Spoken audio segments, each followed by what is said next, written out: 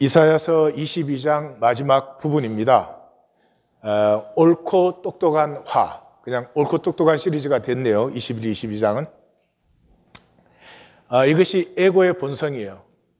굉장히 똑똑하게 놀고 똑똑하게 계산을 합니다. 그렇게 열심히 살고는 돌아보면은 항상 그렇게 됐죠. 이렇게 살고 싶지 않았는데, 내가 되고 싶은 사람이 이것이 아니었는데, 참 똑똑한데 사실은 결과는 전혀 엉뚱하게 나옵니다. 박완서 씨의 단편 하나 나누겠는데요. 이 시어머니는 일제시대 때 경성사범을 나왔습니다. 일제시대 때 나왔다, 이걸 굉장히 강조합니다. 왜냐, 일제시대 때 경성사범은 하여튼 전국의 학교에서 수석한 사람들이 겨우 입학하는, 그 학교도 그냥 좋은 학교 중에서지 그냥 일반 학교에서는 수석을 해도 경성사범에 들어오지 못하는 그런 학교였습니다. 그래서 그 길을 이제 졸업하고 교사를 하니까 인류학교에서 섬기고, 인류학교의 학부모들이니까 그 인맥과 정보가 어마어마합니다. 그리고 이 과외 바람이 불 때 돈을 많이 벌고 그 정보를 가지고 땅을 사가지고 굉장히 이렇게 숨은 재벌처럼 그렇게 됐습니다. 또 이렇게 인맥이 넓고 그러다 보니까 사교 모임이 많고, 또 사교 모임에 가면은 이제 피차간에 잘난 척, 한꺼번에 잘난 척, 그런 거예요. 교회 다니는 사람들도 마찬가지예요. 자기가 큰 교회 다니면 자기가 이렇게 잘난 줄 아는, 그게 떼잘남 그런 것들이 있죠, 좀. 그런데 그 모임들을 할 때 돌아가면서 섬기는데, 그때 본인이 섬기는 사람은 창피한 거예요. 누가 와서 섬겨야 되냐? 자식이 와서. 그래서 자식은 이 부모의 자존감의 도구예요. 지금도 그래요. 참으로 불행하지만 그래요. 근데 이제 이 시모님은 이 딸, 아들 하나씩이에요. 근데 이제 딸은 준재벌 집안의 명문대를 졸업한 그 킹카하고 결혼을 했어요. 결혼을 했는데 한 10년 있다가 이혼을 했어요. 이혼한 이유는 이 모든 게 있는 집안에 이 딸이 상당히 이제 미인인데, 그냥 너는 신데렐라만 되면 돼. 우리 집안에 시집 왔기 때문에 너무나 행복하고, 막 이렇게 다른 사람들 볼 때 너네 며느리 참 이쁘다, 이렇게 신데렐라 노릇만 하면 돼. 이제 그것도 너무 싫고, 그 다음에 또 자기 엄마가 항상 이 사교 모임이 있으면 이 딸을 불러서, 자랑스러우니까 재벌가의 며느리고 이러니까, 그러니까 그 노릇하는 것도 싫고, 그래서 이혼을 해버립니다. 그러니까 이제 이혼한 것을 또 수치라고 생각을 하니까 이 딸을 또 부를 수가 없어요. 그래서 아들을 불러야 되는데, 아들은 그냥대를 나왔어요. 저는 학교를 1류, 2류, 3류로 부르는 사람들을 굉장히 싫어합니다. 학교가 무슨 1류, 2류, 3류가 있습니까?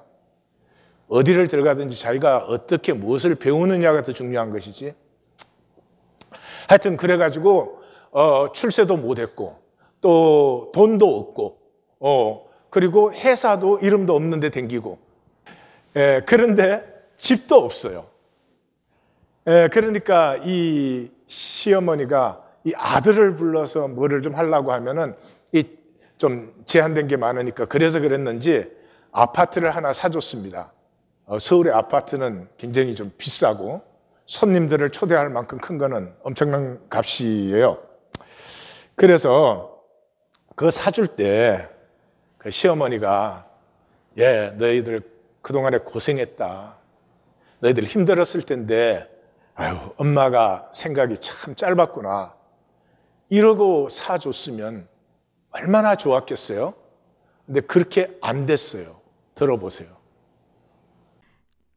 나중엔 이렇게 우리의 생세까지 내주었지만 그 꾸중을 들을 때는 정말이지 끝까지 참아내기 힘들어 그 돈 도로 내놓고 싶었지만 못 그랬다. 남편이 나 대신 그래주길 바란 것도 같고 남편이 그러면 어쩌나 조마조마했던 것도 같다. 아무튼 우리의 참을성이 아파트 한 채 값이라면 우린 대단한 사람들임에 틀림이 없다. 그게 그리 오래되지 않은 근래의 일인데도 그 일을 계기로 이 집에 시집 오고 나서 20여 년 동안 한결같이 고부 사이를 평화롭게 유지시켜주던 불간섭주의랄까 쿨한 관계가 순식간에 무너졌다.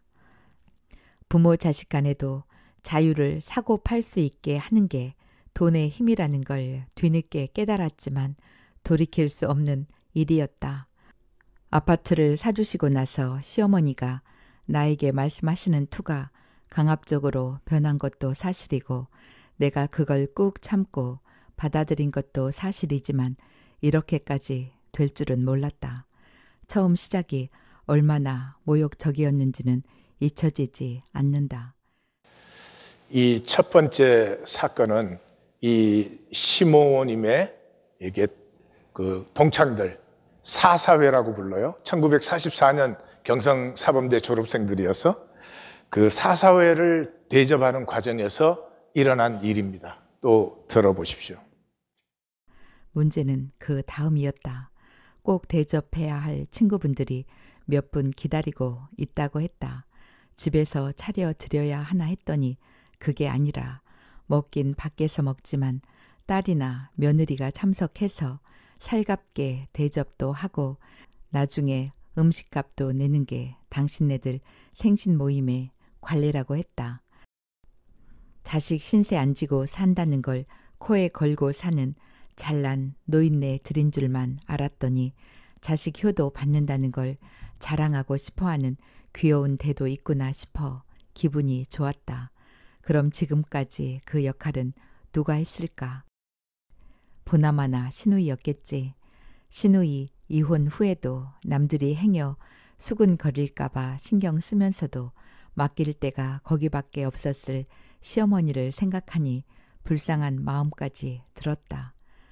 그 잘난 시어머니를 불쌍해 할 수 있는 행복을 누릴 수 있는 건 거기까지였다. 그날 시어머니한테 당한 모욕은 며느리로 하여금 다시는 그분과 화해할 수 없도록 만들었다. 사사회 멤버는 다행히 많지는 않았다. 연세들이 높으니까 돌아가신 분도 있고 그분들의 특별한 우월감에 동조할 만큼 현재의 삶도 유복한 분들만이 동참하는 모임 같았다. 엘 호텔이라면 점심값이 꽤 나갈 텐데 내심 쫄지 않는 건 아니지만 그래도 처음 해보는 대외적인 효도인데 그 정도는 해야지.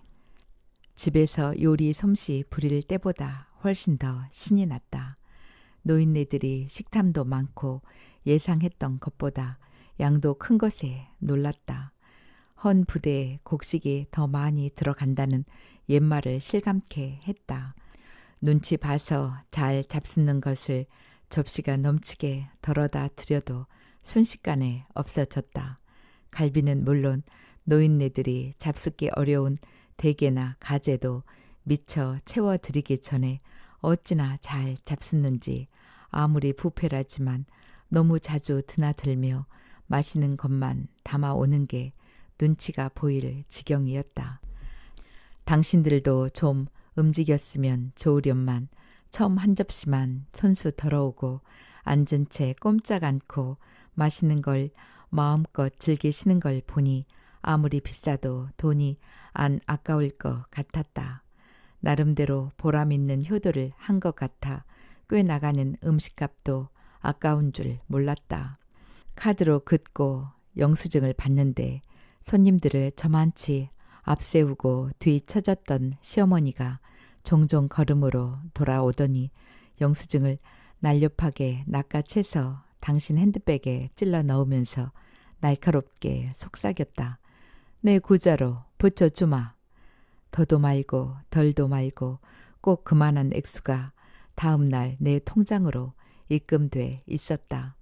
그 순간 모욕당한 듯한 기분은 아파트를 당장 토해내도 시원치 않을 것 같았다. 그 아가 고맙다. 네가 그렇게 해주니까 내 얼굴이 번떠 쓴 것 같구나. 이랬으면 얼마나 좋을까요? 이 얘기에서 이 시모도 걱정이지만 저는 젊은 사람들도 걱정이에요. 그런 아파트만 사주면 그런 모욕은 10번 당해도 괜찮다. 요즘 젊은이들은 또 그러지 않을까 싶은 괜한 걱정도 합니다. 이 문제의 핵심은 부모 자식 간에도 단절되어 있습니다. 이 세상은 모든 것이 단절되었다는 전제 위에서 이 인간 게임, 이 세상이 이루어지고 있어요. 단절되어 있으면 통하는 것은 돈밖에 없습니다. 가슴이 통하면 돈은 힘을 잃습니다. 별로 중요하지 않아요. 하나됨이 있는 곳에는 돈이 오히려 수치가 될 수도 있어요. 돈은 필요한 것이지만 지금 우리가 사는 세상에는 돈이 너무 높아져 있어요.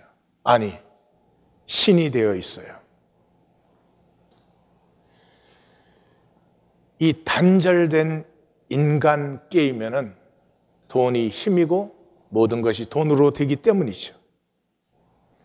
그러나 우리의 삶에는 그것만 있는 건 아니죠.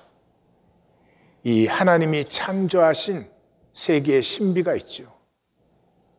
아무리 돈으로 모든 것이 이루어진다고 해도 부부가 돈만 있다고 행복해지는 건 아니죠. 나무 한 그루가 자라고 이 꽃 한 송이가 피어나는 것도 다 하늘과 땅이 통하고 바람이 통하고 햇빛이 통하기 때문에 이 세계가 있는 것이죠. 자칫 잘못하면 인간 개인밖에는 못 보는 머리밖에 없는 사람들이 됩니다. 머리는 필요한 것이지만 머리보다 소중한 것은 가슴이다. 머리로 아무리 알아도, 머리로 아무리 똑똑해도 가슴이 행복하지 않으면 아무 소용이 없어요. 사도 바울은 출세 가도의 최선두를 달리던 사람입니다. 새파랗게 젊은 나이에 산헤드린에 들어가 있었으니까요. 율법의 의로는 흠이 없었다. 그런 사람이었습니다. 근데 그가 이렇게 고백합니다. 우리 번역은 조금 의미가 분명하지 않아요. 여기 사용한 언어가 회계 용어, 대차대조법 용어예요.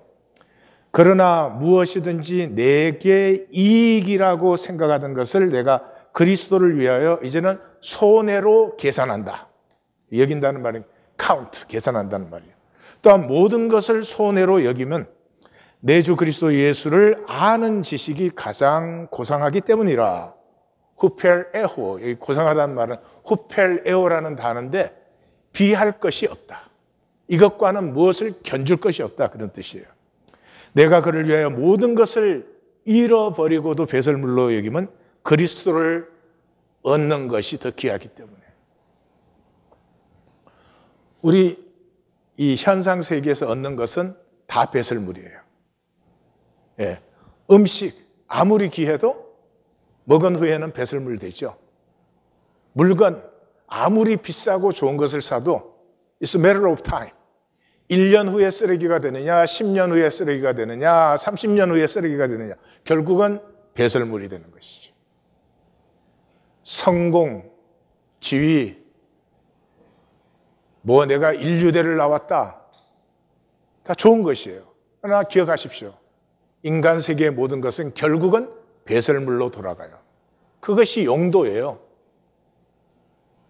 그러므로 하나님 아버지를 안다. 라고 말할 때 교회에 댕긴다 그런 말이 아니에요. 하나님 아버지를 알 때 마귀의 거짓에서 자유해지는 것이에요. 마귀의 거짓이 많지만 무엇보다 불안이죠. 불안한 사람은 모든 걸 지키는 걸로 생각해요. 건강도 지켜야 되는 거예요. 되게 건강을 지키려고 하면 문제는 꼭 발생해요. 예. 그냥 마음 편하게 사는 게 건강의 비결이에요. 그리고 또 수치심. 이 세상은 우리한테 뭐 태어나는 순간부터 그러잖아요. 네가 뭔데? 네가 뭐 공부를 잘했어? 네가 돈을 벌었어? 네가 뭐 성공한 게 있어? 하나님이 창조한 하나님의 생명인데. 그냥 이 세상은 머리끝에서 발끝까지 이 수치를 주는 거 아니에요. 이 수치심의 사람은 항상 피하고 유리하고 현실 직면, 진실 직면을 못하죠. 결국은 삶은 열등감으로 살아요. 나를 좋아하지 못해요. 이 세상에서 가장 나를 싫어하는 것이 나예요. 숨기고 있지만 나예요. 이 세상에서 가장 나를 정죄하는 것이 나예요. 항상 이렇게 생각해요. 언젠가 내가 돈 벌면, 언젠가 내가 성공하면. 아니. 지금 내가 사람인 것만으로 충분해요. 얼마든지 사랑할 수 있고요. 얼마든지 용서해 줄 수 있고. 얼마든지 기뻐할 수 있어요. 속으면 꼭 조건이 돼야 기뻐한다 이러거든. 예? 애가 성적을 잘 받아와야 기쁘다. 무엇보다도 이 거짓에서 자유하다는 것은 하나라는 거예요. 한 아버지가 다 창조하셨잖아요. 한 하나님에게서 다 나왔으니까 하나잖아요. 그러니까 이 하나임을 누릴 때가 행복한 거죠. 행복은 일체감이에요. 부부 사이가 되었든지 부모 자식이 되었든지 친구 사이가 되었든지 일체감을 느낄 때가 가장 행복한 때예요. 그래서 마귀는 모든 것이 단절됐다 이러는데 예수님은 오셔서 그걸 회복하신 거잖아요. 그는 우리의 화평, He's our shalom. 둘을 하나로 만드셔서 원수된 것, 그 중간에 막힌 담을 자기 육체로 허시고 또 십자가로 이 둘을 한 몸으로 하나님과 화목하게 하려 하심이라 원수된 것을 십자가로 소멸하시고. 단절 그럴 때 어떤 상태를 그냥 얘기하는 게 아니에요. 단절은 아픔이에요. 부부 사이에 아픔이 있다면 그것은 단절된 부분이에요. 부모 자식 사이에 아픔이 있다면 그건 단절의 부분이에요. 하나로 통하면 아픔 때문에 더 하나가 되고 더 서로 힘이 되어줄 수 있어요. 예수님의 십자가는 이 단절을 회복하셨다는 거죠.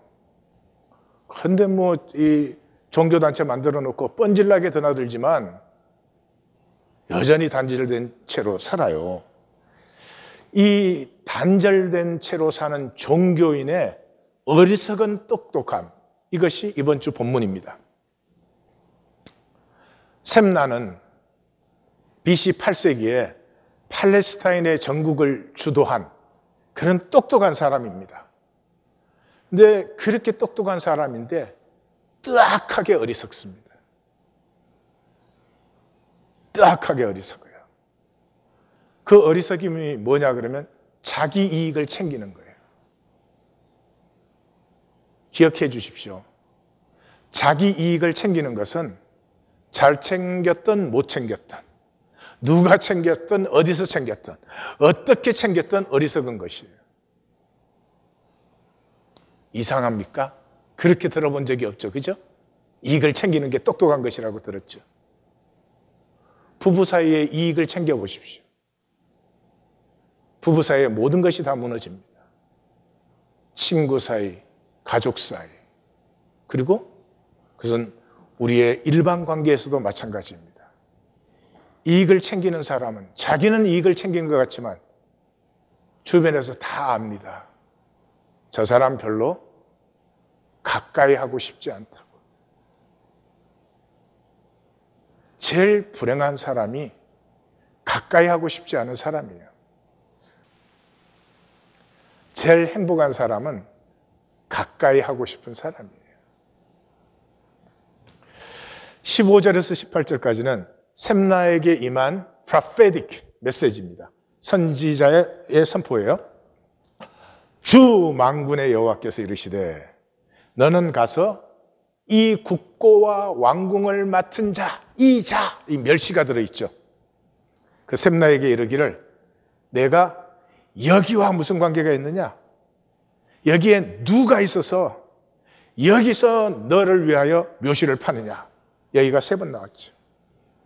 여기는 다윗성 안에 있는 왕들의 묘실입니다. 그 왕들의 묘실에서 높은 곳에 자기를 위하여 묘실을 팠고 반석에 자기를 위하여 처소를 쪼아내었도다. 여기도 3번 나왔죠. 자기를 위하여도 3번 나왔습니다. 셈나는 똑똑하니까 이제는 확신합니다. 예루살렘은 멸망합니다.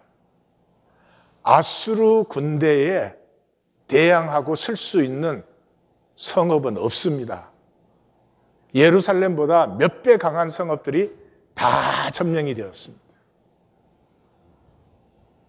그러므로 예루살렘이 멸망한 다음에, 예루살렘 멸망 안 하면 왕들의 묘실에 자기 묘를 쓰면 큰일 나죠. 사람들이 가만히 있겠어요? 근데 멸망하니까 그 아수르군도 손대지 않는 그 왕실의 묘실 제일 높은 곳에다 자기 묘를 파고 있어요. 그때 자기 묘는 자기 가족 묘입니다. 얼마나 머리가 잘 돌아가는 사람이에요. 우리한테 비하면 아무것도 아니지만. 예.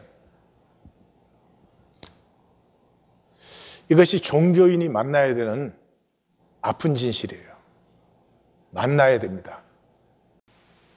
하나님을 섬기는데 나를 위하여, 자기를 위하여 삶에 나왔어요. 복이 아니라는 거예요. 그게 만약에 복이라면 하나님이 자기를 위하여 열심히 하라고 했을 거예요. 복이 아니라는 것을 깨우쳐 주는 것이에요. 우리가 셈나를 보면 얼마나 떡스러워요. 온 세상에 어떻게 저럴 수 있을까 싶지 않아요? 이 셈나에게 딱한 것은 여러 가지가 있지만 저에게는 이 멸망의 순간에, 사람이 그래도 멸망의 순간에는 하나님을 찾아야 되는 것 아니에요? 우리 그렇게 만들어지지 않았나? 그런데 그때 하나님을 찾지 못하고 현실적 이익을 챙깁니다. 왜요? 종교인에게는 하나님은 실제가 아닙니다. 왜요? 영혼과 무한이 개념일 뿐이에요. 생각일 뿐이에요. 실제가 아니에요. 그러니까 죽은 다음에도 현상이 계속되는 줄 알아요. 그거밖에 생각할 수가 없잖아요. 그런데 죽음이 딱 오면은 그때부터 전혀 새로운 세계입니다. 이 전혀 새로운 세계는 시간과 공간이 없어요. 이 현상 세계가 끝나고 나면 시간과 공간이 없어요. 시간과 공간이 없다는 말은 거짓이 없어요. 현상 본질을 이원화가 끝나버리기 때문에. 그 다음에 단절이 없어요. 시간과 공간 안에 있으니까 단절이 있죠. 그 다음에 내 것이 없어요. 만유가 하나일 뿐이죠. 그런데 이 거짓과 단절과 내 것을 영원인 줄 알고 붙들어지는 이 셈나의 어리석음. 만유가 한 하나님에게서 나온 하나고 그 생명이 열려서 통하기 시작할 때 나는 이 우주 전부를, 이 우주는 나를 누리는 그 신비를 버리고 영원히 하나를 그대로 하나님의 말씀이 그런 셈나에게 임합니다. 나 여호와가 너를 단단히 결박하여 장사같이 세게 던져. 여러분, 이 표현이 하나님 표현인데 너무 재밌지 않으세요? 너를 저 바깥에 던져버린다 이러면 되는데 그 셈나에게 느끼게 해주시려고. 나 여호와가 너를 단단히 결박해 장사같이 세게 던져 반드시 너를 모질게 싸서 광막한 곳에 던져버린다. 왜? 부르심에 충성 안 한 너는 거기서 죽고 내 영광도 거기에서 끝이 나리라. 이 셈나의 영원한 처소는 시온성이 아닙니다. 바깥 어두운 데입니다. 자기 묘소를 시온성에 쓰려고 했던 사람에게 하나님께서 너 주소는 여기가 아니고 거기야. 아픈 사실은 셈나보다도 우리입니다. 종교인은 부르심에 충성하지 않습니다. 우리는 다 부르심을 받았습니다. 무엇을 하고 있어도 부르심이 있습니다. 왜냐 그러면 이 세상에서 가장 영광스러운 일은 교회가 되는 것입니다. 하나님 안에서 하나 된 사람들만이 만유가 하나임을 보여줄 수 있고 나타낼 수 있고 증거할 수 있습니다. 말로 설명하는 것 아니고 교리로 가르치는 것 아니고 그렇게 지식으로 알아야 아무 소용이 없습니다. 하나님의 모든 아름다우심은 하나됨에서 나타납니다. 단절된 자리가 하나 될 때 반드시 그곳에 하나님의 은혜와 영광이 나타나게 되어 있습니다.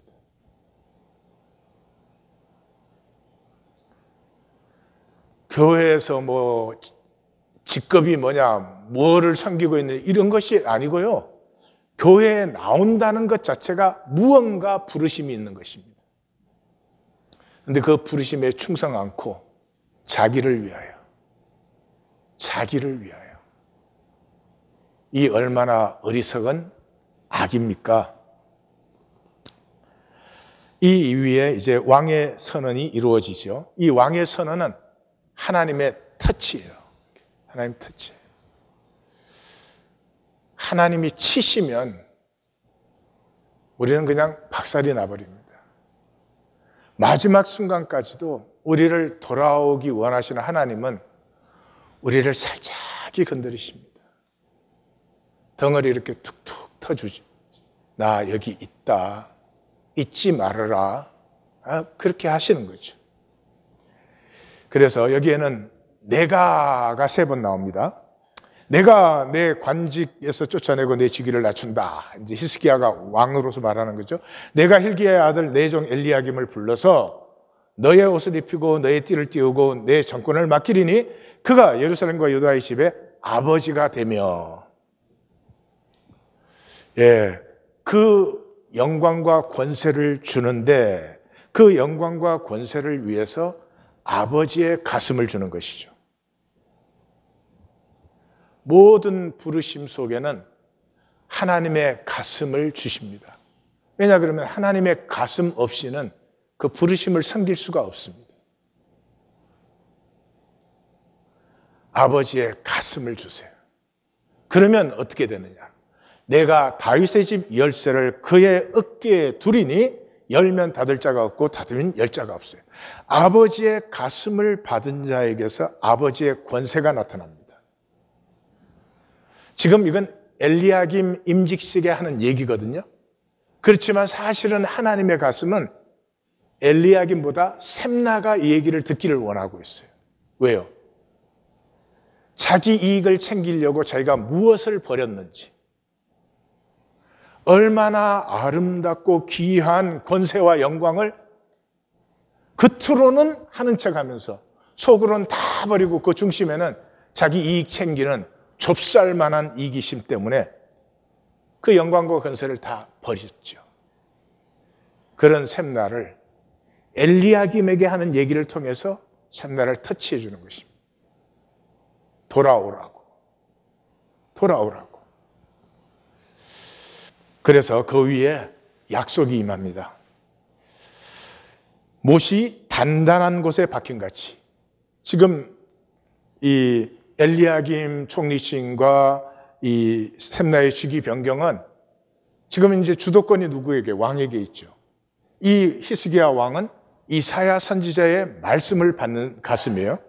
그러니까 이사야 선지자와 히스기야 사이에는 하나님의 경륜이 흐르기 시작하고 있어요. 나 하나 잘 먹고 잘 살자가 아니라 영원한 하나님의 계획에 참여하는 사람들이 되어 있어요. 이 이상 단단한 곳이 어디 있고 이 이상 영원한 곳이 어디에 있어요. 거기에 이 못을 박아주는 거예요. 어마어마한 찬스죠. 거기에 박혀 있기만 하면 되는데 어떻게 되는지 두고 봅시다. 못이 단단한 곳에 박힌 것 같이 그를 경고케 하며 그가 그 아버지의 집에 영광의 보좌가 되고 그 가문의 모든 영광이 그에 걸리리니 그 후손과 족속 전부 다. 셈나가 이제까지 어떻게 했건 간에 말씀이 임했을 때 돌이켜서 그 말씀에 단단히 박히면은 이 모든 영광이 회복되어지는 것인데 과연 셈나와 엘리야김과 셈나의 이 정권의 사람들은 돌이킬까요? 하나님의 선고를 보십시다. 만군의 여호와께서 이르시되 그날에는 단단한 곳에 박혔던 못이 사그리니.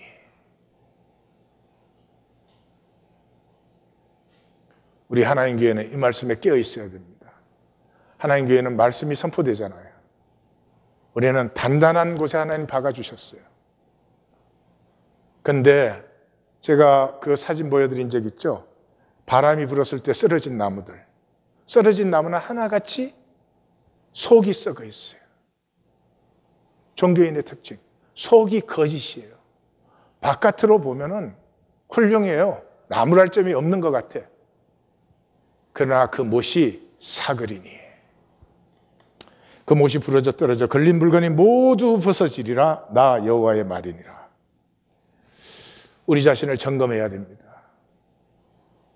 하나님께서 말씀으로 불러주시고 말씀에 부딪히게 하시는데도 나는 여전히 자기를 위하여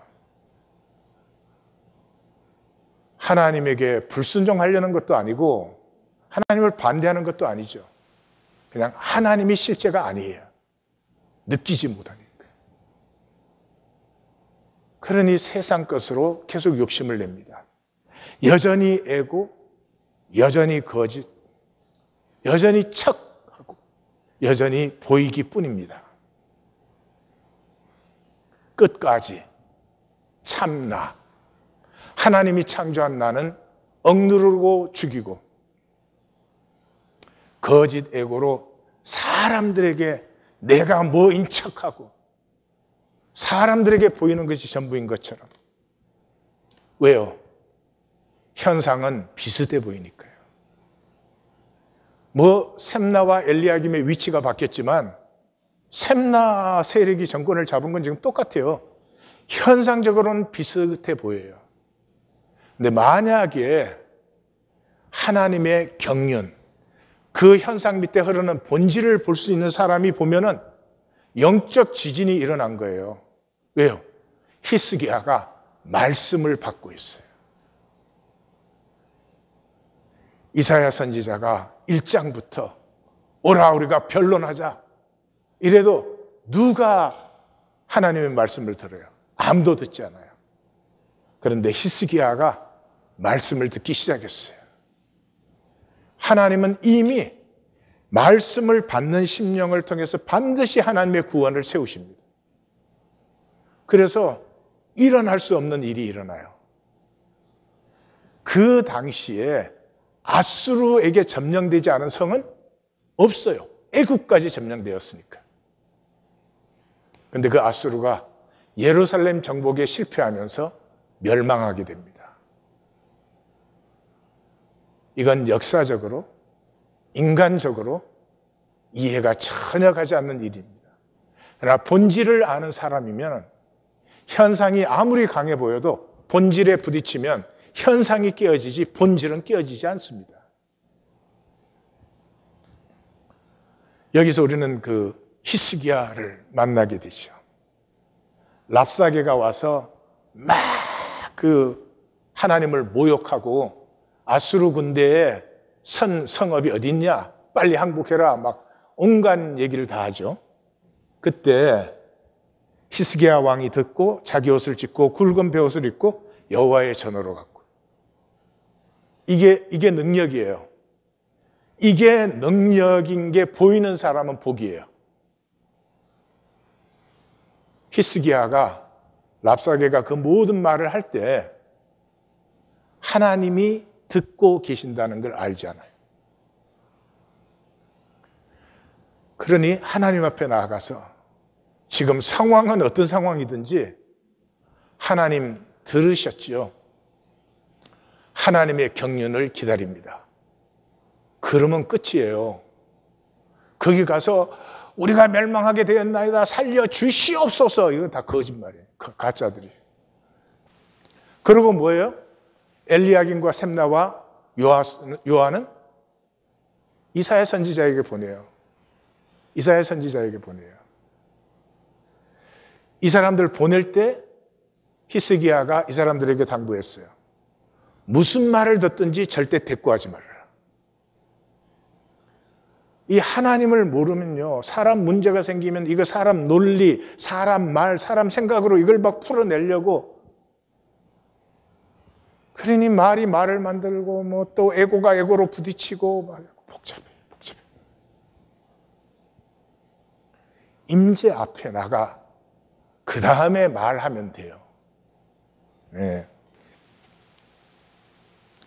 아무 대꾸하지 말라. 그리고 딱 듣고 오니까 그대로 이사야에게 보내요. 너희 생각 스탑. 너희 말 스탑. 선지자에게 가서 선지자의 말씀 들어. 지금 어마어마한 역사가 돌아가고 있는데 현상의 사람은 이게 뭔지 모르죠. 히스기야가 막 하나님 앞에 나가서 벽을 보고 막 손을 싹싹 비비면서 뭐 기도한 것처럼 그렇게. 아니요. 경륜을 아는 사람은 임재 앞에 나아가서 하나님의 경륜을 기다리면 돼요. 상황에 뭐 왈가왈부할 게 없죠. 그래서 임재 앞에 나아가는 자가 어마어마한 능력의 사람이요. 그래서 신앙은 혼자서는 절대로 안 돼요. 그래서 말씀 선포 받아요. 그럼 혼자서 생각해. 그 생각으로 항상 끝나지.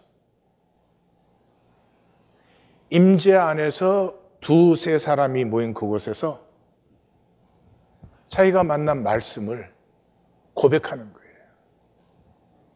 오늘 같으면 그렇겠죠. 고백이라면 셈나가 떠가지만 나는 셈나의 할아버지요. 내가 얼마나 이기적이고 그러면서 이기적이 아닌 척 했는지를 생각해 보면은 참 내가 너무 나에게 따악합니다. 뭐 이런 고백과 나눔이 나누어지는 곳에서 말씀이 성립되는 거지, 이 종교는 자기가 듣고 혼자 생각해요. 나눔이라는 게 말씀 만난 걸 나누는 게 아니고 그게 자기 의견이나 생각을 나누어요. 종교인의 똑똑함은 그래서 헛된 현상을 위한 것이죠. 오늘 본문에 자기를 위하여가 3번 나눈 거지. 자기를 위하여 그럴 때 보통 자기 이익을 위해서, 또 자기 입장을 위해서, 자기 오름을 위해서. 우리는 이게 얼마나 지독하냐 그러면 부부 사이에도 자기가 옳아야 돼요. 깨어짐이 복 중에 복이에요. 똑똑하게 살아온 우리들, 똑똑하려고 애쓴 우리들, 똑똑함은 필요해요. 그러나 깨어지지 않은 똑똑함은 복이 되지 못해요. 똑똑해야 되는데 똑똑함으로 안 된다고 하는 깨어짐이 더 복이에요. 우리가 깨어지는 순간에 모든 저주가 소멸되고 복이 완전히 회복되잖아요. 샘나가 이제 보세요. 얼마나 이 참 딱한 이기심이죠. 그래도 지금 샘나가 딱 돌이키기만 하면 하나님이 그동안 한 것 갖고 시비를 거시겠어요? 하나님이 앞으로의 복을 해방을 하시겠어요? 깨어진 사람의 특징은 비로소 꿈이 피어나요. 나에게 사로잡혀 있는 사람은 꿈이 없어요. 제가 도표를 하나 보여드리겠어요. 저기 십자가가 이제 T예요, 탄젠트 포인트. 저게 은혜의 비밀이에요. 자, 탄젠트 포인트가 내가 하나님이 나를 터치하시는, 하나님이 개입하면 난 죽어요. 이 현상에서는 하나님 나를 터치하세요. 터치하시는 탄젠트 포인트가 딱 이루어지면 그때로부터 하나님을 위해서 살고 싶은 생각이 일어나요. 그래서 하나님의 뜻을 살고 싶은데 살려고 해보면 못 산다는 걸 느껴요. 그러니까 살려고 해볼수록 절망이 돼요. 그게 로마서 7장이에요. 예. 자, 그런데 저기 보세요. A와 B는 거의 상 2배거든요. 2배예요. 근데 내가 2배로 절망할 때 저 면적은 은혜예요. 은혜는 2배인가요? 2배가 넘는가요? 예, 면적으로만 봐도 한 4배 넘잖아요. 예. 그런데 여기서 내 마음이 하나님 앞에 열리지 않고 이렇게 좁게 열려 있어. 그러면 면적이 2배 될 때 은혜는 몇 배가 될까요? 비슷하게 2배일 거야. 근데 내 마음이 하나님 앞에 활짝 열려 있으면, 예? 내가 하나님 앞에 나는 정말 죄인이구나 하는 깨달음이 2배가 될 때 은혜는 무한이 되죠, 무한. 근데 저렇게 평면이 아니고 실제로는 입체잖아요. 저게 입체잖아요.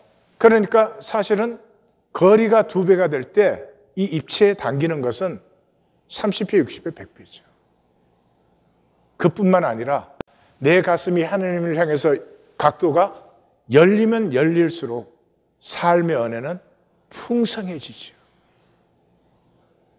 그러므로 참 내가 나를 보면 정말 의도 공로도 없고 죽을 죄인인데 나도 가정에도 자녀에도 기업에도 하나님의 복이 활짝 열리죠.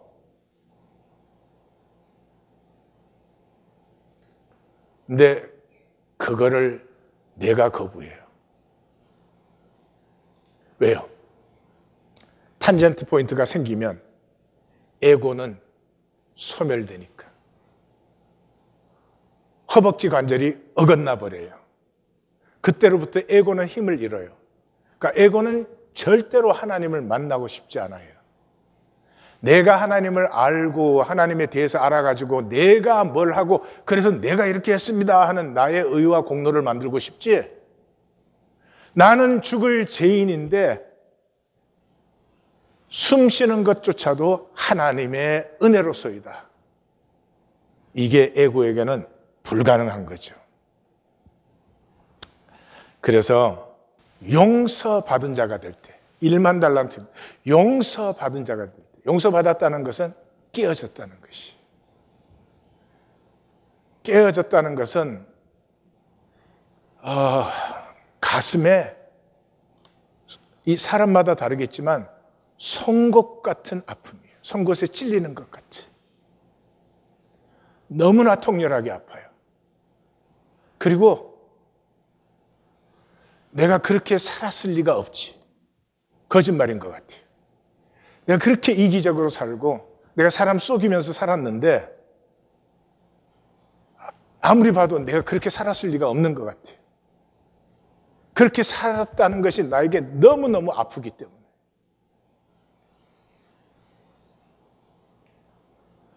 근데 그 아픔의 순간이, 이 아픔을 주님이 십자가의 아픔으로 품으신 것을 만나는 순간이에요.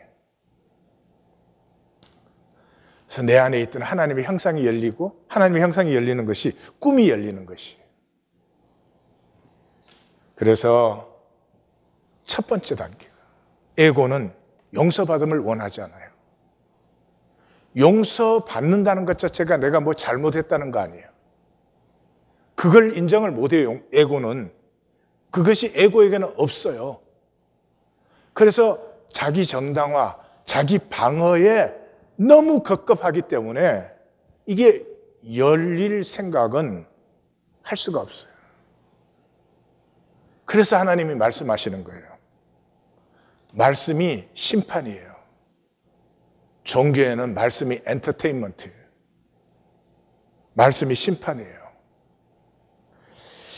하나님의 말씀은 살아있고 활력이 있어 좌우의 날선 어떤 검보다도 예리하여 홍과 용과 및 관절과 골수를 찔러 쪼개기까지 하며 또 마음의 생각과 뜻을 판단하나니 지은 것이 하나도 그의 앞에 나타나지 않음이 없고 우리를 결산을 받으실 이의 눈앞에 벌거벗은 것 같이 내가 감추어 온 것이 그대로 드러나는 것이 심판이에요.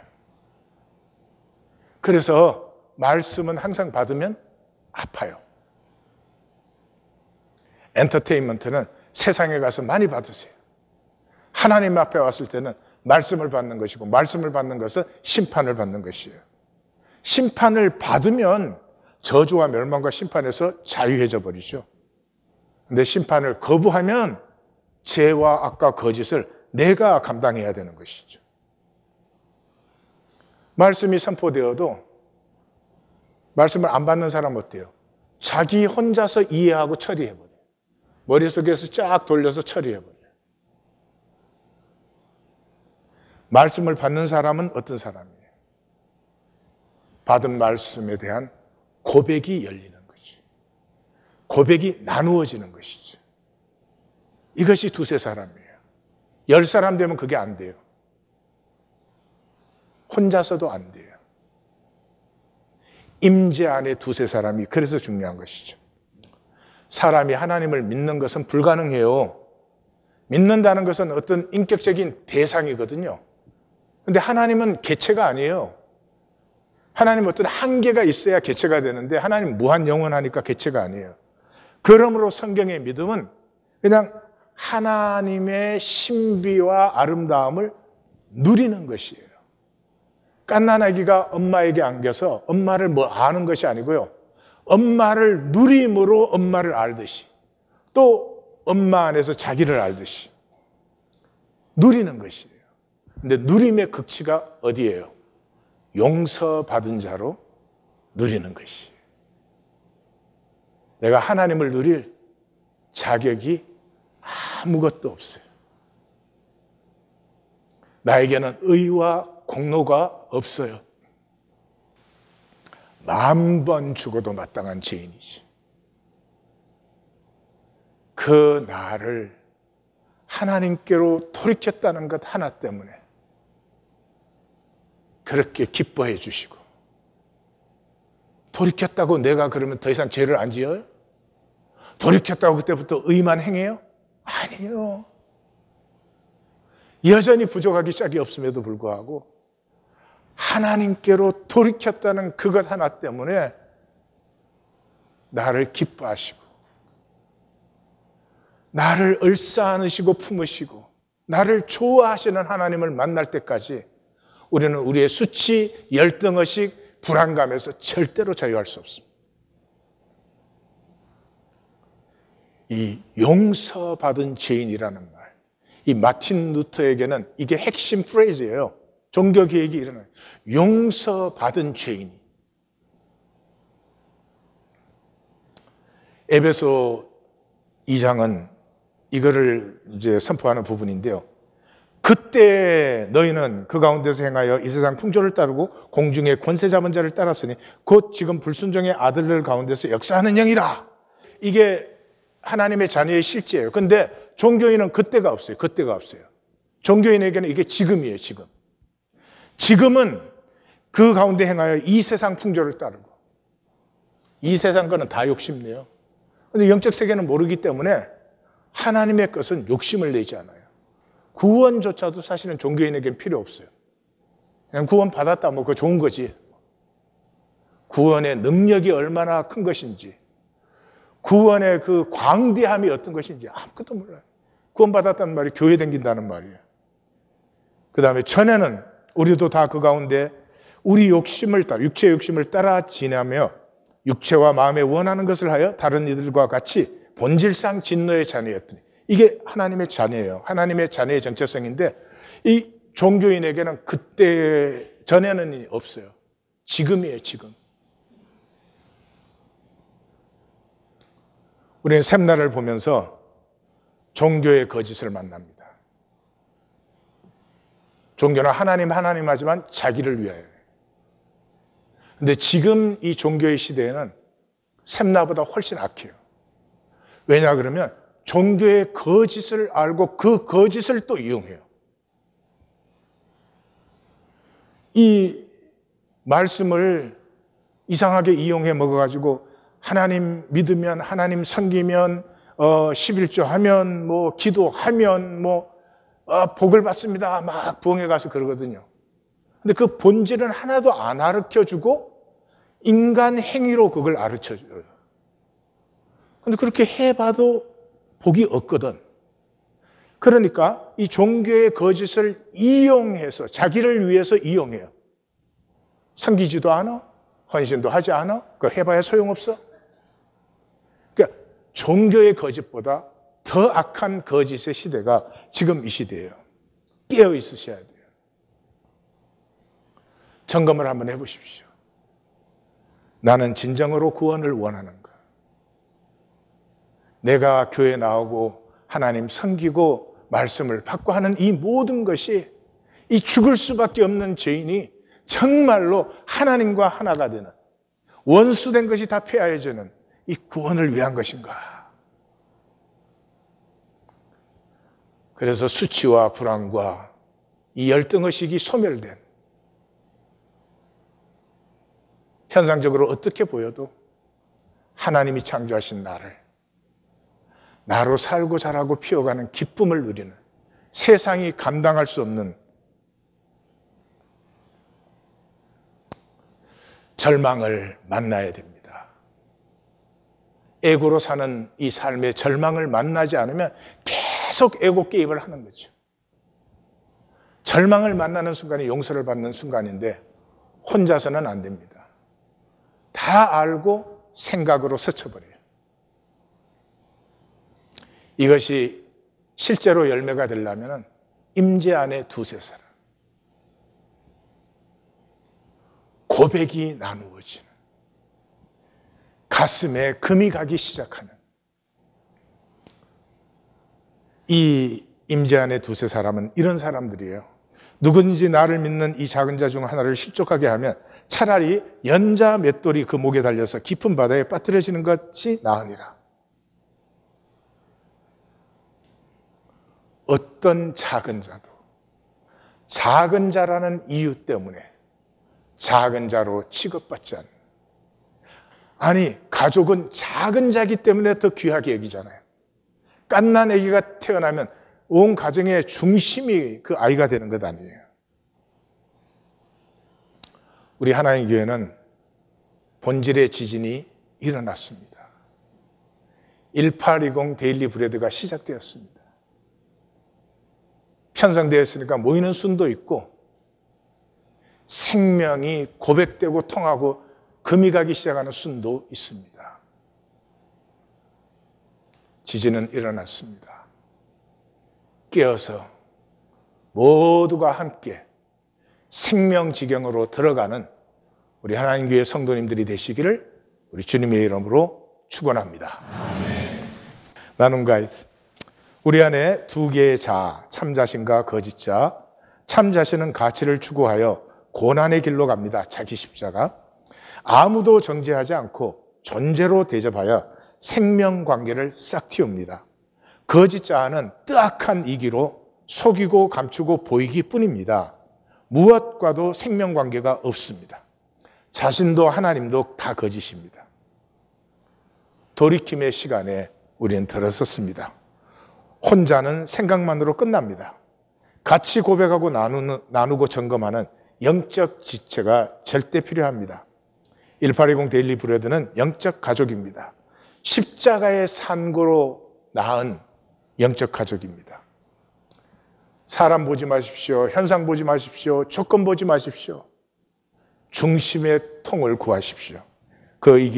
그 거짓을 내려놓음이 우리의 출발입니다. 기도하십시다.